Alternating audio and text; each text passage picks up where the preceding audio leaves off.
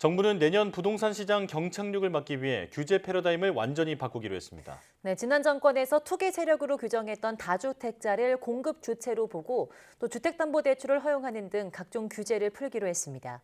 이영원 기자입니다. 고금리의 직격탄을 맞은 부동산 시장, 내년 전망은 더 어둡습니다.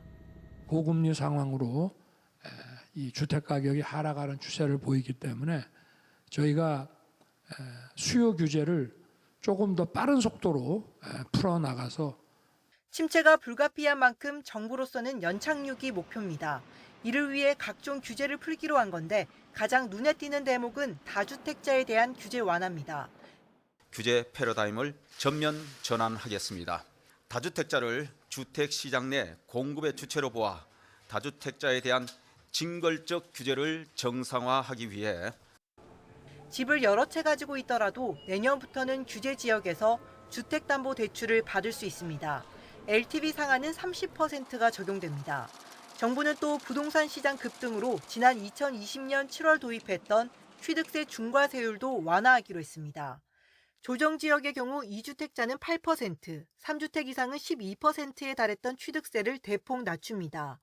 2주택자는 조정지역과 무관하게 1주택자와 같은 기본세율을, 3주택자는 4%, 조정지역에서는 6%를 적용하겠다는 겁니다. 또 양도세 중과 중단 조치를 1년 더 연장하고 단기 양도세율은 2020년 이전 수준으로 돌려놓기로 했습니다. 실수요들은 오른 금리에다가 대출 규제, 가계부채 문제 때문에 풀지 못하는 상황이면 구매력 회복이 좀 어려워서 거래 절벽 상황이라던가 가격 급락 상황을 방어하기 위한 주택 구매가 가능한 수요층은 이제 다주택 구매가 가능한 계층이다라고.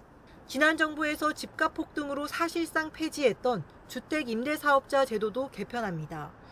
장기 매입 임대 대상에 전용 면적 85제곱미터 이하 아파트를 포함했습니다. 업계 예상을 넘어선 규모지만 전세 매물이 쌓이고 있는 상황이 변수입니다. 정부는 이와 함께 내년 초에 규제 지역을 추가로 해제하고 실거주와 전매 제한 규제도 5년 전 수준으로 환원하기로 했습니다.